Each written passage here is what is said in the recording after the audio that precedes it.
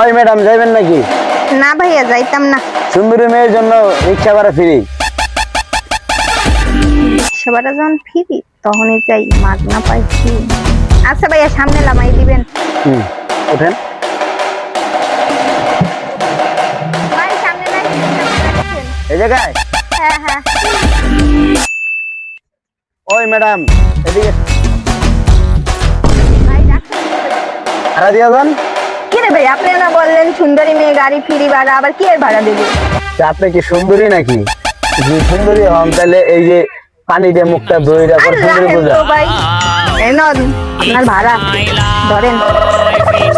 পানি দিয়ে মুখটা ধন, আপনি তো সুন্দরী। আমি নাকি সুন্দরী?